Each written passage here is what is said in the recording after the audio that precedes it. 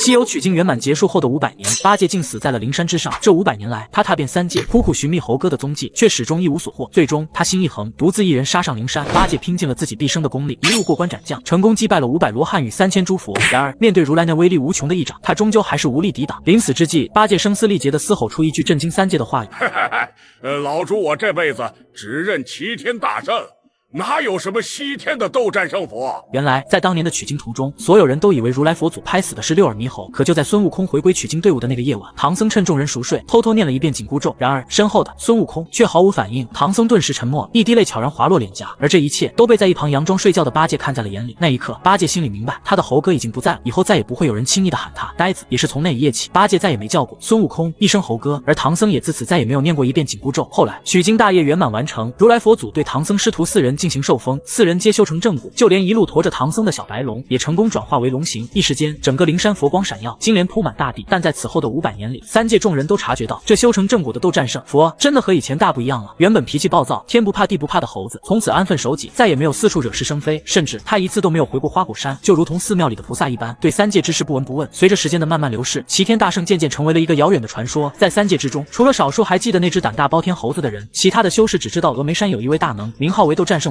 500年后的灵山脚下，有一个身形干瘦的乞丐，望着那散发着耀眼佛光的灵山，眼神中满是不屑。如来老儿，俺老孙一定会回来的，是吧？哎，阿弥陀佛，快跑！雨越下越大，爹爹，等等我呀！你为什么不去寺庙成为佛陀呢？这样你就不用在这里忍受风吹日晒了。小女孩睁着天真无邪的眼睛问道。这个许久未曾开口说话的乞丐缓缓张嘴，他的声音极为沙哑，可沙哑之中却还隐隐透露着一丝桀骜不驯。哼，佛，他根本不配得到俺老孙的信奉，不能乱说，不能诽谤佛陀呀，不然会被当成异端烧死的。哼，异端嘛，小姐，我们走吧。你听说了吗？观音禅院3天前新收了一个女弟子，据说她天生伏骨，而且口诵经文的时候还能引动观音菩萨的佛像呢。听到这话的乞丐缓缓看向了手里的雨伞，脸上露出悲哀之色。他知道那个天真的小女孩不见了，随后深深的看了遥远的观音禅院一眼后，便拿着雨伞开始朝一个记忆中的方向前进。阿难，我的丹药练好了吗？禀师尊，弟子已经引进10琉璃虎，炼化了整整500年，但是丹依旧没能成型。已经500年了吗？如今我的实力依旧没有半点提升，目前唯有这丹药才能打破瓶颈。你知道该怎么做吧？请师尊放心，再有200年一定能够将丹炼成。身体真是越来越虚弱了，该死的如来老儿，总有一天俺老孙会让你们后悔的。奇怪，这感觉怎会如此熟悉？菩萨怎么了？可能是我的错觉吧。想不到我的禅院居然出现了先天灵体，这下我男孩子竹林又将多一名高手。而此时的乞丐眼中却流露出了深深的激动之色。他看着记忆中熟悉的地方，灵台方寸山，历经千辛万苦，他终于再次回到自己最初学艺的地方。师傅徒儿回来了。乞丐挣扎着一步一个踉跄，朝着斜月3星洞走去。此时正值冬天，天气寒冷，乞丐赤脚踩在雪地里，双脚被冻得通红。可是乞丐好像完全感受不到寒冷，或许这点寒冷对他来说根本不算什么。斜月3星洞，看着眼前的洞府，乞丐眼眶一红，然后跪在了斜月3星洞的门口。须菩提祖师正在悟道，他公参造化，已经是三界最强的几个人之一，不过越是强大，修为也就越难提升，经常一闭关就需要成千上万年。须菩提睁开了眼睛，他掐指一算，脸上露出奇怪的神色。奇怪，悟空不在峨眉山闭关，怎么来3星洞了？须菩提心中有些疑惑。下一秒，须菩提的身影便消失在了原地，只留下一个蒲团。悟空，不对，这是化身。须菩提出现在乞丐面前，看到乞丐的样子，须菩提面色一变。师傅，徒儿。乞丐见到须菩提，眼睛一红，整个身体都变得有些虚幻起来。进来说。须菩提一挥衣袖，带着乞丐进入了洞府中。洞府内，须菩提检查着乞丐的身体，神色十分严肃。悟空，是谁把你逼到这一步，居然将真灵分裂成2半？须菩提疑惑地问道。眼前的乞丐居然是那本该已经成佛，在峨眉山闭关的斗战胜佛孙悟空。孙悟空虚弱地说道：师傅，弟子被如来算计了。接着，孙悟空说起了事情的原委。事情还得从500年前说起。孙悟空奉命保护唐僧前往西天取经，后来因为白骨精导致师徒离心，孙悟空被唐僧驱赶，离开了取经队伍。这一次离去，却惹出了一个假的悟空，也就是六耳猕猴。六耳猕猴假冒悟空抢走了通关文牒，沙和尚和猪八戒只能重新找到了孙悟空。真假悟空一场大战，最后打入了灵山，寻找如来佛祖分辨真假。说到这里，孙悟空眼中流露出深深的怨愤之色，说道：没想到这一切都是个陷阱，那假猴王居然是如来用来算计我的。进入灵山后，如来指认我为六耳猕猴，然后当众使了个障眼法，将我变成了六耳猕猴。如来好大的胆子，居然敢如此欺侮！须菩提眉毛都被气得立了起来。当初如来选择孙悟空为取经人，这件事情须菩提自然是知道的。当时须菩提认为孙悟空性情顽戾，历练一番也好，便同意了如来的建议，放任如来给孙悟空制造劫难，大闹天宫，被困五行山。这些事情须菩提虽然没有插手，但其实一直暗中观察着悟空，发现如来等人的确一心栽培磨练悟空后，须菩提才放下心来，安心闭关。没想到如来居然趁着须菩提放松警惕的时候，给须菩提来了个调包，用六耳猕猴代替了孙悟空。须菩提看着虚弱的孙悟空，眼中闪过关切之色，说道：悟空，你的真身现在何处？孙悟空说道：在灵山，他们日夜以琉璃火焰想将徒儿炼化，若不是徒儿悄悄分裂出这一丝真灵，恐怕再有100年时间，徒儿就要被彻底炼化。好徒儿，你先在这里休息，待为师去替你讨回一个公道。须菩提说完，在孙悟空身边布下一个阵法，顶天地灵气滋养养孙悟空这虚弱的真灵化身。做完这一切之后，须菩提眼中流露出浓郁的杀机，然后消失在了三星洞中。须菩提驾云往灵山方向而去，还没有走多远，突然感觉天机混乱，竟是有大能搅乱了天机，何方老友？何不现身一见？须菩提停止了继续前进，他看向虚空，语气淡漠地说道：“菩提道友，别来无恙。”一个肥胖的和尚从虚空中走了出来，此人面目和善，嘴角含笑，正是佛教的未来佛祖弥勒佛祖。原来是弥勒佛呀！你是想要阻拦我吗？须菩提冷笑着说道：“弥勒佛是佛教高人，可和须菩提比起来，修为还要差上很多。”弥勒佛笑眯眯地说道：“道友，悟空的事情的确是如来佛祖错，只是道友可知如来佛祖为何如此？”须菩提说道：“不管是为什么，贫道总得替我那徒儿讨个说法。”弥勒佛摇了摇头，说道：“道友，灵山你是去不得了，你若是去了，纵然你有千般神通，恐都有陨落之忧。”须菩提眼神微眯，嘴角勾起一丝冷笑，说道：“弥勒，贫道与你师曾一起在紫霄宫中听到，论辈分，你和如来都只能算是贫道的后辈，莫不是贫道太久没有在这三界走动，你们都忘记了我须菩提的手段了吗？善哉善哉，道友的来历，弥勒自然知晓，只是还请道友听我一言。”待弥勒说完，道友如果还是执意要前往灵山，弥勒绝不阻拦。弥勒佛依旧保持微笑。须菩提逐渐冷静了下来，说道：“既然如此，弥勒道友，你且说吧。”弥勒佛说道：“道友，如今的灵山共有准圣7人，如来佛祖、燃灯古佛、药师佛、孔雀大明王菩萨、大梵天王佛、避世天王佛，再加上小僧，不知道道友可有把握同时对付我等7人？就算我与药师佛不出手，五位准圣，再加上灵山的阵法，道友若是去了灵山，恐怕进去容易，出来可就难了。”须菩提没有说话，继续看着弥勒佛。弥勒佛叹了一口气，说道：“道友，你真的以为悟空能够在灵山诸佛的眼皮子底下分裂真灵而不被察觉吗？”须菩提这一下脸色终于变了，他看向弥勒佛，说道：“是你暗中出手，为什么？”弥勒佛没有再说话，只是取出一颗石头，说道：“这是混沌石，道友，正所谓不破不立，悟空遭此劫厄，未必不是好事。”弥勒佛留下了混沌石，然后便飘然而去。须菩提看着手中的混沌石，神色变幻不定。佛门毕竟是三界的庞然大物，须菩提孤家寡人，不曾开宗立教，一身实力固然强大，可也没有自信到能够凭借一己之力覆灭佛门罢了。因果已经结下，早晚会有清算的一天。须菩提叹息了一声，然后转身返回了邪月三星洞。须菩提带着混沌石返回了邪月三星洞。悟空，为师用混沌石、三光神水为你重新塑造真身。须菩提以混沌石为基，辅以三光神水为孙悟空重新塑造真身。孙悟空本就是补天灵石所化，混沌石其实也就是补天灵石，只不过补天灵石蕴含着补天的功德，而混沌石不含功德。混沌石在须菩提的祭炼下缓缓变化着，逐渐有了三孔七窍。悟空，须菩提一声轻喝，孙悟空的真灵一个机灵，然后飞入了混沌石，和混沌石融为了一体。须菩提见悟空成功融入混沌石内，不由满意的点了点头，然后将一葫芦三光神水洒在混沌石上。做完这一切之后，须菩提又运转神通，接引星辰之力下界，让混沌石吸收星辰月光之力，温养孙悟空的真灵。天庭太阴星君发现月光之力被强行牵引，连忙上前查看，不过在感受到牵引月光之力的存在那恐怖的实力后，太阴星君很明智的选择了装作没有看到，转身返回月宫去了。749天后，灵台方寸山突然发生剧烈的震颤，一只金光闪闪的猴子从石头中破开，一个跟斗来到了半空中，哈哈哈，俺老孙又回来了。孙悟空仰天长啸，强大的力量让他不吐不快。悟空，你且下来。须菩提摇了摇头，轻声呼唤道。孙悟空听到师父召唤，立刻落在了须菩提的面前，跪倒在地，对着须菩提磕了一个头，说道：“徒儿多谢师父重生之恩。”须菩提叹了一口气，说道：“是儿，如今你虽然重塑真身，这具身体的潜力也不比你原先的身体差上多少，但是你如今真灵不全，恐怕正道无缘，所以我们必须想办法重新取回你原本的真身。”孙悟空眼中绽放浓烈的战意，说道：“师父，徒儿这就杀上灵山，找如来老儿讨回公道。糊涂，你经过此次劫难，难道还不明白吗？别说你现在实力还没有完全恢复，就算是你全盛时期，你觉得你真有能力打上灵山吗？”须菩提忍不住训斥道。原本须菩提以为孙悟空经历过这几百年的磨练，已经变得稳重了，没想到孙悟空依旧如此狂妄自大。孙悟空见须菩提生气，连忙认错。这500年时间，孙悟空也的确看清了很多东西，失去法力的那种无力的感觉，孙悟空再也不想尝试了。见孙悟空认错，须菩提也不忍心责怪爱徒，毕竟是自己的徒弟受了欺负，自己不能给徒弟出头，已经让须菩提感觉很对不起悟空了，他又怎么忍心继续责怪悟空呢？须菩提摸着胡须说道：“佛门大兴500年，如今大兴之事已成，除了道能外，三界已无人能够匹敌。佛门，悟空，你曾经也在天庭为官，你可知佛道之争？”孙悟空挠了挠头，说道：“天庭除了杨戬和哪吒，没有一个能打的，根本无法和佛门相比。那道门太上老君就是一脓包，倒是他座下的童子和坐骑有些本事。哼，真是个猢狲。为师给你换个身份，给你50年时间，再去好好看清楚这个世界吧。”说话间，须菩提挥了挥手，悟空身上的毛发变成了银白色，虽然依旧是一副猢狲相，但和以前已经完全不同了。以后你就以这副形象去世间行走吧，用心好好看看这世界。等50年期满，你再回来见我。须菩提摆了摆手，示意孙悟空可以离去了。孙悟空对着须菩提做了作揖，然后一个跟斗踏上筋斗云，离开了灵台方寸山。傻徒儿，为师替你谋划50年，若50年内你能悟透本心，那我们师徒便杀上灵山讨个公道；若是你不能悟透本心，你的仇就只有为师替你报了。须菩提说完，转身返回了洞府。与此同时，灵台方寸山从三界消失。孙悟空驾着筋斗云离开了须菩提祖师后，却不知道自己该何去何从。师父不让俺老孙去找如。孙悟空刚想说出如来的名字，突然想起自己已经离开了灵台方寸山，连忙将要吐出来的字给咽了回去。在灵台方寸山，因为是须菩提祖师的道场，所以不管孙悟空说什么，外人都无法感应到。但是出了灵台方寸山，孙悟空如果再说如来名号，便很容易被如来佛祖察觉。如果被如来知道孙悟空的真灵逃出了灵山，势必引来麻烦。既然不能找佛门的麻烦，那么我就先回花果山看看我的孩儿们吧。孙悟空想想到自己已经500年不曾回过花果山，心中不由涌出一股思乡之情，调转云头，直接往花果山而去。花果山水帘洞原本繁荣的猴族，如今已经不再是花果山的主人，这里已经沦为了一个群妖乱舞的地方。猴族只能勉强保住水帘洞不失。至于整个花果山，早就已经被划分成了4块，东边的一块被花蕊夫人占据，花蕊夫人领着麾下一群花妖占据了整个花果山东边，整个东边如今已经成为了花妖的乐园。花果山西边则被一个自号无头道人的道士给占据，说是道士，麾下却同样养了一群小妖。这无头道人平日里很少在花果山走动，但是花果山的妖怪们对他却十分忌惮。乌头道人隐隐有花果山第一强者的架势，花果山的南边如今被一群水族占领，为首的是一只海蛇成精，自号翻江大王。这海蛇喜欢吞噬猴子，一直以来都是花果山猴族的大敌。花果山的北边，也就是水帘洞方圆50里，则成为了花果山猴族最后的栖息地。如今花果山的猴族早就已经不复昔日的盛况，懂得修行的猴子已经只剩下不到10只，其余的都是一些灵智未开、懵懵懂懂的小猴子。哎，老祖宗，我们日夜祭拜大王，可是500年来，大王却没有一次显圣。再这样下去，我们花果山迟早被翻江大王给占了去，我们该怎么办？一只身材壮硕的猿猴苦着脸说道。他的对面，一只浑身白毛、看起来十分苍老的老猴子正在对着一幅斗战胜佛的佛像进行祭拜。大王啊，你难道真的愿意眼睁睁看着你的猴子猴孙被妖怪吞吃吗？大王，你就显显灵吧，只要你回来一次，那些妖怪哪里还敢放肆啊？这只白毛老猴子是昔日追随孙悟空对战过天庭的老人，也是花果山如今修为最强的猴子，但是和翻江大王比起来，老猴子的实力还是有些不够看。哈哈哈，老猴子，大王有令，让你们献出200只猴子供大王宴请宾客。2只满脸鳞片的鱼妖大摇大摆的来到水帘洞前，大声喝道。猴子们被吓得慌忙逃窜，躲在水帘洞内不敢吱声。白毛老猴子从水帘洞里走了出来，他扛着一根棍子，眼中充满了愤怒，回去告诉翻江大王，别欺猴太甚，我花果山水帘洞的大王可是齐天大圣，他若是知道你们如此欺辱猴族，哼，他老人家一定将你们扒皮抽筋。老猴子用棍子指着2只鱼妖说道，哈哈哈哈，齐天大圣，齐天大圣是什么？从来没有听说过。老猴子，如果你口中的齐天大圣真有那么厉害，你倒是叫他出来杀我呀！一只鱼妖哈哈大笑道，丑陋的鱼头看起来十分恶心，笑声刺耳，那嘲讽之意让老猴子彻底愤怒，你们居然敢侮辱大圣，找死！我要杀了你们！愤怒的老猴子挥舞手中的棍子砸向鱼妖，鱼妖举起手中钢叉，和老猴子大战了起来。老猴子已经活了1000年，尽管资质一般，修为仅勉强达到天仙境界，但一身武艺却十分了得，以1敌2，打得同为天仙境界的2只鱼妖只有招架之功，没有还手之力。哼，看法宝！一只鱼妖见打不过老猴子，跳出战团，然后从口中吐出一颗圆溜溜的珠子，珠子毫光大放，老猴子感觉眼睛一阵刺痛，连忙用手捂住了眼睛。噗！另一只鱼妖趁机一插刺在了老猴子身上，老猴子倒飞了出去，胸口鲜血喷溅，染红了一身白毛。老祖宗6只猴子捂着棍子跳了出来，拦在了鱼妖面前。他们是花果山猴族中唯一有修为的几只猴子，不过全都实力尚浅，只能算是小妖。几只小妖也敢阻拦本统领？鱼妖哈哈大笑，张嘴喷出一道水柱，2只猴子立刻被水柱冲飞，倒在地上奄奄一息。另外4只猴子大惊，还没有等他们反应过来，又被另一只鱼妖一叉给全部打飞了出去。哎呦呼！猴子们倒在地上不停地翻滚着。看到这种情景，老猴子老泪纵横。作为曾经经历过花果山辉煌的老猴子，他怎么也没有想到花果山猴族有一天居然会沦落到如此下场。大圣，你在哪儿啊？你真的不要我们了吗？老猴子看着天空，他的气息逐渐涣散。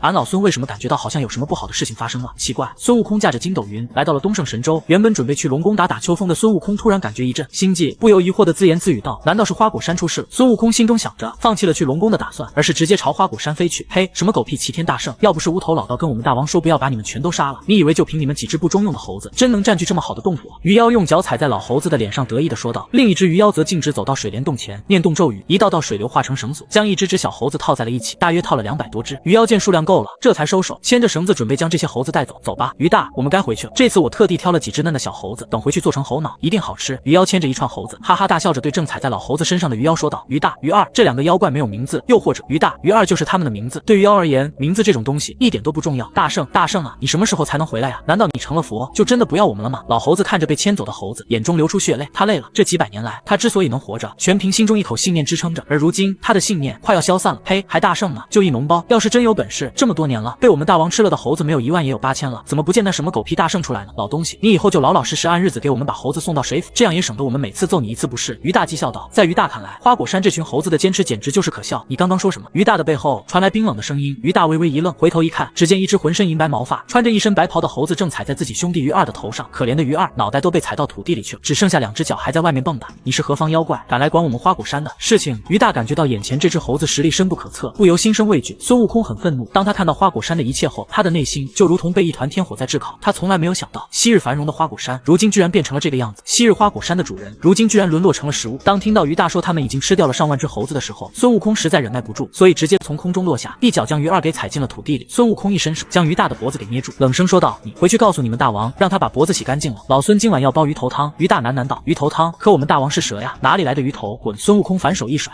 将鱼大给甩飞了。一只小妖，孙悟空不急着杀他，孙悟空又将踩在脚下的鱼儿揪了起来。鱼儿刚刚吃了一嘴土，此时还没有反应过来，见一只猴子揪着自己的头，不由大怒道：“该死的猴子，你居然敢揪你鱼二爷爷的头！等我回去就把你做成猴脑羹！”猴脑，猴脑！孙悟空眼中凶光闪烁，手中一用力，直接将鱼儿的鱼头给揪了下来。鱼儿的身体变成了一只肥瘦的鲤鱼，孙悟空手中的头颅也变成了鱼头。你是大圣派来救我们的吗？老猴子挣扎着站了起来，因为孙悟空已经换了身体，所以老猴子并不知道眼前的这只猴子就是他朝思暮想的齐天大圣孙悟空。俺老孙，对，老孙是齐天大圣的兄弟，我带他回来看看你们。你们放心吧，我回来了，就再也不会让别人欺负你们了。我说了今晚吃鱼头汤，那今天晚上就一定让大家吃上鱼头汤。孙悟空眼睛湿润了，不过他谨记须菩提祖师的吩咐，不暴露自己的身份，只能推说自己是齐天大圣的结义兄弟。翻江水府，翻江大王正在与好友东海龙宫的谢将军对弈。翻江大王对着谢将军说道：“大哥，你是不知道啊，这花果山的猴脑可是一绝，那味道真是让神仙都欲罢不能啊！”猴脑，谢将军闻言脸色微微一变。作为东海龙宫的将军，谢将军虽然只是一个小统领，但也曾见识过齐天大圣的厉害。听闻翻江大王居然吃猴脑，心中不由有些害怕。翻江大王没有看出谢将军的脸色，还以为谢将军常年在海里，没有吃过这种好东西，不由笑道：“大哥放心，你等会儿就能品尝到这美味。”谢将军满头大汗，急切地说道：“兄弟，你指的猴脑莫不是那水帘洞的猴子？”翻江大王眼睛一亮，说道：“难道大哥也吃过水帘洞的猴子？”谢将军放下手中的杯子，苦道：“兄弟，糊涂啊！你怎么敢招惹水帘洞的猴子？你可知他们的大王是谁？”翻江大王哈哈大笑道：“他们的王好像是叫做什么齐天大圣，名字倒是挺唬人的，不过却是个胆小之徒。我这些年来年年想用猴脑，也不见那什么齐天大圣出现。”谢将军看着无知者无畏的翻江大王，心中暗自后悔和这条野生的海蛇扯上关系，便想着找借口离开。谢将军起身说道：“贤弟啊，为兄突然想起龙王还交给我一件要紧的差事，我必须得先去处理一下。今日的宴会便且作罢吧。”翻江大王一听，遗憾地说道：“大哥，你看这，我都已经派人去水帘洞取猴脑了，你这怎么就这么急呢？”谢将军闻言，心中感到更加不安了，拱了拱手说道：“改日，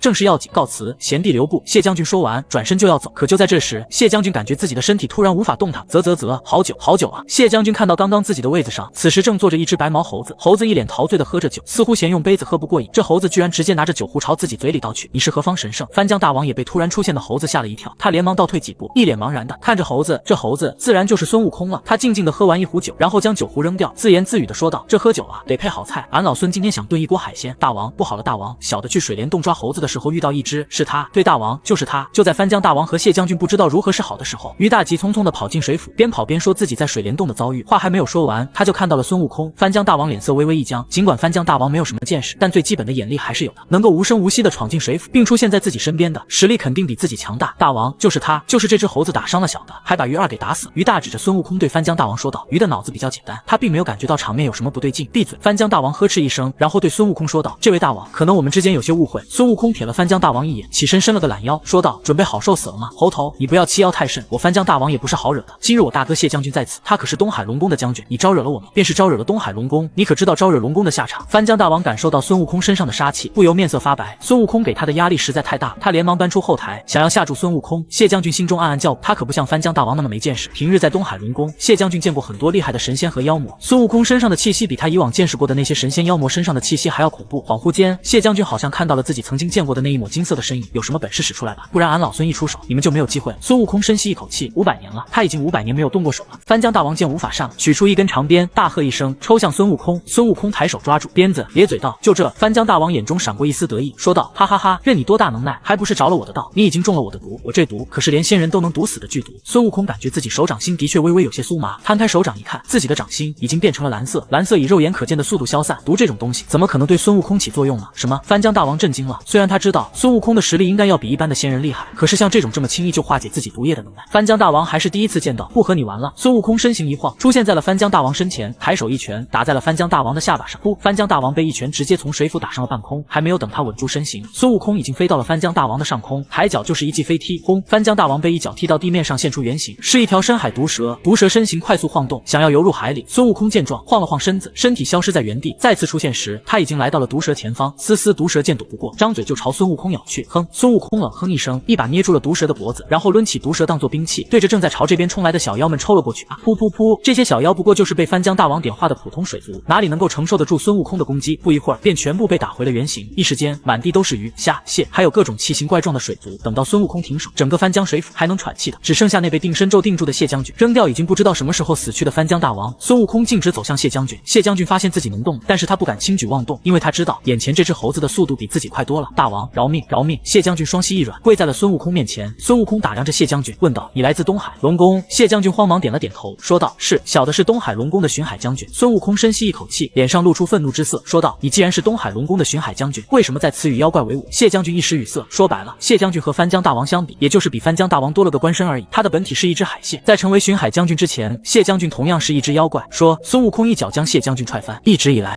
孙悟空一直把东海龙王当成自己的朋友，他这次准备好好替朋友清理门户。谢将军喃喃道：“是小的错了，不过大王，难道你不是妖？那大王你是何处修行的仙神？”孙悟空一时间愣住，他打量着自己，尖嘴猴腮，浑身白毛，自己究竟算什么呢？算佛吗？不算。那么算仙吗？好像也不算。孙悟空陷入了茫然。一直以来，他都是以齐天大圣自居，但实际上，在大闹天宫之前，孙悟空的仙籍就已经被玉帝剥夺了。没有了仙籍，自己何尝不是一只妖呢？对啊，俺老孙也是妖，为什么我会看不起妖怪？孙悟空想到当年保唐僧西行，一路上斩妖除魔，但是真正杀死的大妖其实并没有多少，大多数的大妖反而都和天庭或者佛门有关系。什么是妖？什么是仙？什么又是佛？孙悟空心中闪过无数的疑问。他想起须菩提祖师让自己好好看清这个世界，难道自己一直以来都错了吗？谢将军见孙悟空浑身气息翻涌，双目时不时闪过赤光，似乎已经走火入魔，不由大惊，连忙转身就逃。孙悟空没有注意到谢将军的举动，他一直回想着自己从出生到灵山被如来佛祖一掌镇压的经过。刚出生时，自己是一只无忧无虑的美猴王，为了求长生，渡海西行，拜师须菩提祖师，学得了一身本领。那时候的自己虽然是一只妖王，但自己一直以来都过得无忧无虑，每日巡山访友，那日子过得那叫一个痛快。然后被太白金星招募上了天庭，当上了神仙。虽然只是一个屈辱的弼马温，每日放马，可自己好像也没有过得不开心。在得知弼马温只是个不入流的小官后，孙悟空反出天庭，自号齐天大圣，然后便是大闹天宫，被困五行山，最后随唐僧西天取经。接下来便是被如来暗算，什么神仙妖怪，我就是我，我是孙悟空，天上地上独一无二的齐天大圣。孙悟空眼中闪过一丝明悟，手中凝聚一道掌心雷，劈向已经快要逃到海里的谢将军。谢将军被掌心雷击中，瞬间毙命，原地只留下一只烤红的大螃蟹，都带回去给孩儿们尝尝。孙悟空默念咒语，使了个袖里乾坤之术，将地上的各种鱼类海鲜全都收入了自己的衣袖中。这袖里乾坤之术还是地仙之祖镇元子和孙悟空结义的时候传授给孙悟空的。孙悟空虽然不太精通此术，用来抓人可能不行，但是用来装一些东西那还是十分轻松的。孙悟空回到了水帘洞，一挥衣袖，一只只肥美的鱼虾纷纷掉落。猴子们怔怔地看着眼前这一幕，一个个被吓得躲在墙壁上，面色惊惧。孙悟空见花果山的猴子变成了这般模样，心中五味杂陈。昔日花果山的猴族一个个意气风发，而现在他们看起来根本就是一群野猴子。老猴子看着鱼虾中那一条看起来血迹斑斑的海蛇，突然想到了什么，坐在地上嗷嚎大哭起来。孙悟空感觉十分烦躁，大叫一声说道：“都给我闭嘴！现在你们去把这些鱼虾收拾了，给俺老孙做饭。”老猴子跪倒在孙悟空面前说道：“谢谢恩公，这番江大王害死我数万猴族，以后恩公就是我们花果山水帘洞永远的恩公。等我们大圣从峨眉山回来，我们一定让大圣亲自去感谢恩公。”峨眉山，孙悟空眼中闪过一丝寒光。峨眉山的是谁？孙悟空当然知道，那肯定就是那只如来用来替代自己的猴子，那只真正的六耳猕猴。呵，吃这只螃蟹可真肥。水帘洞的猴子们已经很久没有吃过饱饭了，一个个喝得酩酊大醉，四仰八叉的倒在地上，嘴里依旧不停地嘟囔着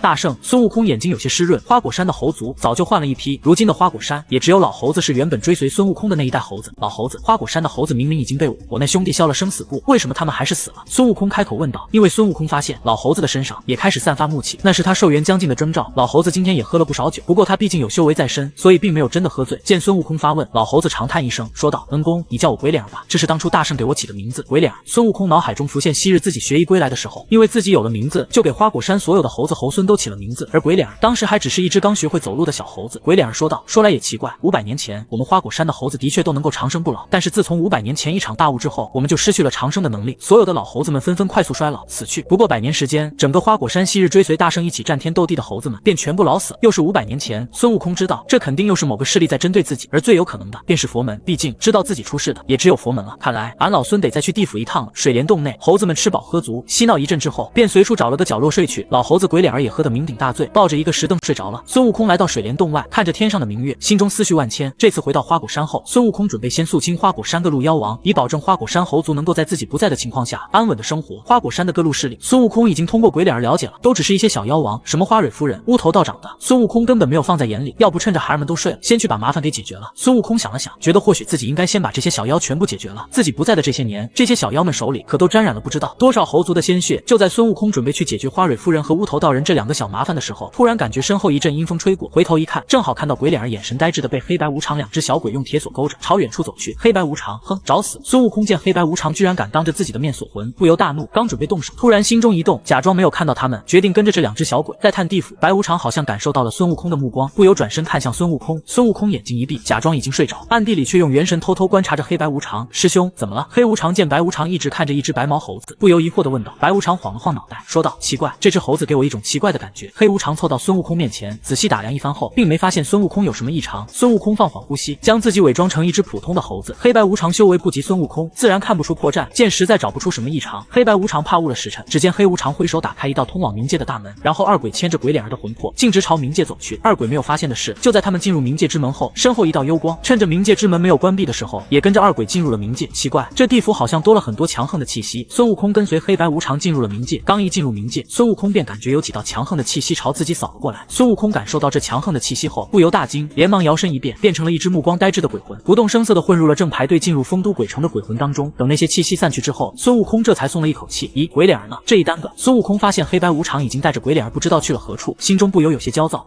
一个青面獠牙的小鬼好像发现了孙悟空的异常，他持着一柄钢叉走上前，瞪着血红的眼睛盯着孙悟空。孙悟空眼中金光一闪，小鬼眼中顿时流露出茫然之色。你是谁？孙悟空看着被自己使用迷魂之术迷惑住的小鬼问道。小鬼机械地回答道：我叫李二。孙悟空问道：你知道黑白无常在哪吗？小鬼点了点头，说道：黑白无常住在无常殿。无常殿在哪？带路。孙悟空身形变化，变成了一只和李二一样的小鬼。李二在前面领路，孙悟空变化的小鬼跟着李二一同朝无常殿走去。孙悟空越走越是心惊，因为他发现这地府和1000年前他大闹地府时完全不一样。不过走了半个时辰，孙悟空就遇到了3个相当于真仙修为的恶鬼。李二告诉孙悟空，那3鬼分别是豹尾、黄蜂和鸟嘴，是地府的3名阴帅。奇怪，那10殿阎罗也不过真仙修为，他的部下怎么也是真仙？孙悟空问出了自己的疑问。当初孙悟空大闹地府的时候，修为已经是太乙金仙，当时孙悟空以一己之力将地府闹的是天翻地覆，对地府的实力孙悟空完全没有放在心上。可是这次进入地府，孙悟空却是越看越是心惊。3界中修行中人共有6个境界，分别是凡仙、天仙、真仙、太乙金仙、大罗金仙和混元大罗金仙。其中混元大罗金仙又被称作混元圣人，而在大罗金仙之上，混元大罗金仙之下又夹杂着一个特殊的境界，那就是准圣境界。准圣在混元大罗金仙之下，却又远远强于大罗金仙，因此渐渐成为了一个独立的境界。李二不过一个普通的小鬼，自然不能回答孙悟空的疑问。李二带着孙悟空继续前进，很快孙悟空便来到了奈何桥旁。正在熬煮孟婆汤的孟婆突然抬起了头，孙悟空的目光和孟婆的眼睛对上，孙悟空心中升起一个奇怪的感觉，那就是面对眼前的孟婆，孙悟空有一种面对自己的师父须菩提祖师时的感觉。孟婆重新低下了头，继续搅动鼎里的汤水，好像并没有看出孙悟空的异常。这个老婆婆真的是孟婆吗？为什么和我以前遇到的不一样？孙悟空挠了挠头，此时李二已经从奈何桥旁边的小道过了奈何桥。孙悟空见状，连忙想要跟上去。奈何桥上的繁星、无间轨道、杜卓尘，就在孙悟空即将踏上小道的时候，正在搅动孟婆汤的孟婆突然开口说道：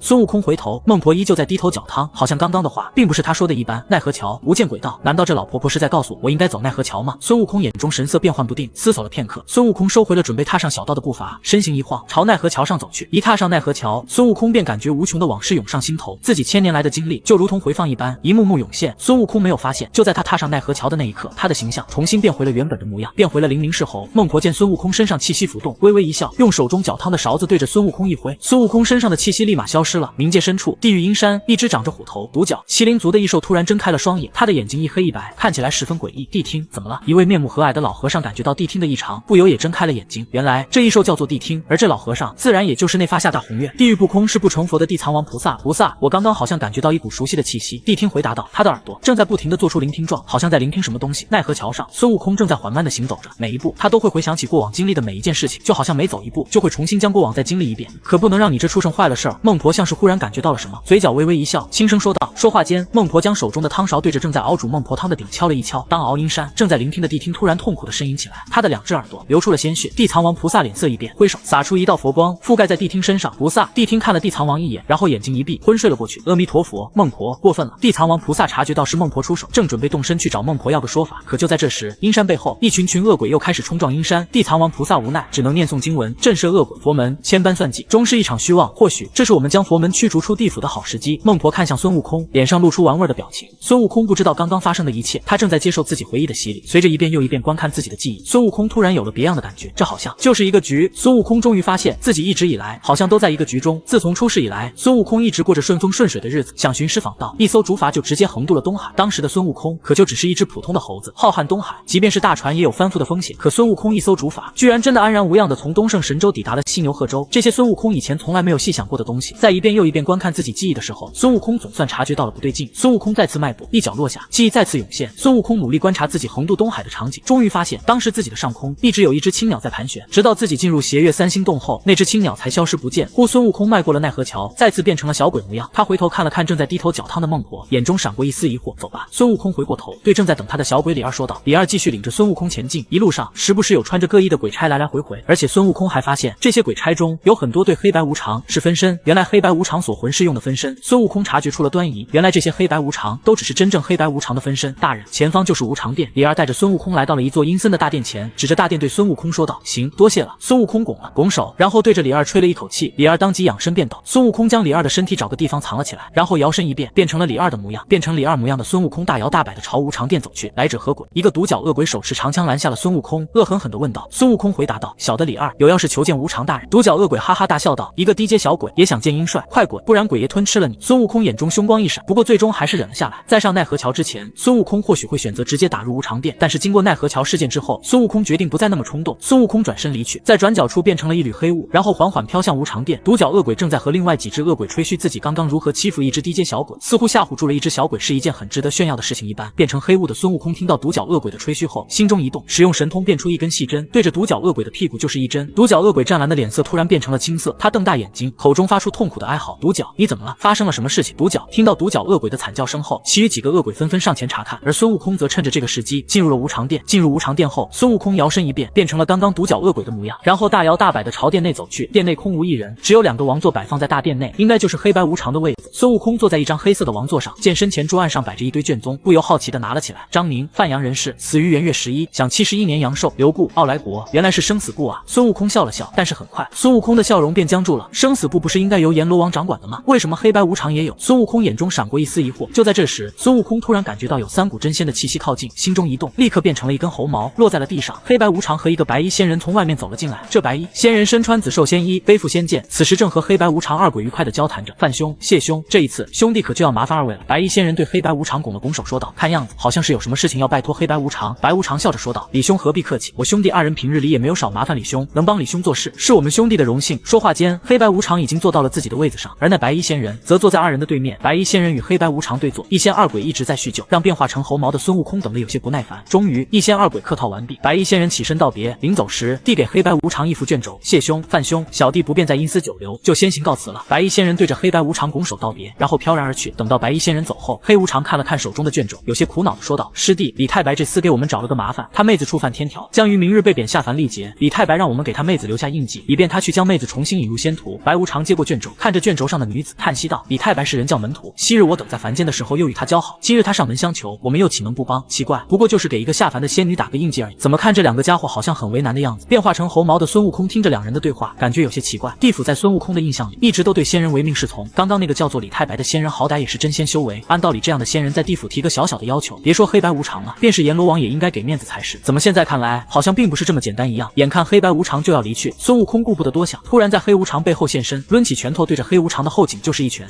饶是黑无常真仙修为，也被这一下打得有点猛，翻了翻白眼，直接栽倒在地上。白无常大惊，连忙祭出一条铁索，抽向孙悟空。孙悟空闪身躲开铁索，然后一个纵身来到白无常身边，揪住白无常的脖子冷喝道，嘿嘿，小鬼，你们刚才的勾当俺老孙可是全听到了啊！这位上仙有话好说，范某不知我兄弟2人有哪里得罪上仙，还请上仙明示。白无常脸色一变，本就惨白的脸上刹那间居然好像有了血色。孙悟空笑道，你们2个小鬼，俺老孙且问你，今日可有勾走一老猴子的魂魄？那魂魄去哪了？猴子这个上仙好叫上仙知晓，这每日死去的猴子何止千万，却不知你要找的猴子他可有姓氏，可知籍贯在何处？白无常闻言连忙回答道。孙悟空挠了挠头说道，他叫做鬼脸儿，花果山侯氏。花果山。这白无常闻言一愣，看向孙悟空的眼神变得十分古怪，快说他的魂魄被你们勾哪里去了？孙悟空见白无常愣住，不由怒道。白无常迟疑了一下，说道，上仙恕小神直言，你要是要别处猴子的魂魄，小神二话不说直接送给上仙便是，但这花果山的猴子不同，他们的魂魄必须投入阴山，所以阴山这是为何？花果山的猴子犯了何罪，要受这永世不得超生之苦？孙悟空语气冰冷地问道。阴山孙悟空自然是知道的，那里面都是一些永世不得超生的恶鬼。孙悟空不明白花果山的猴子有何罪，居然会被放入阴山。感受到孙悟空身上的寒意，白无常连忙解释道，上仙，此事涉及到一宗秘辛，小神不敢说，不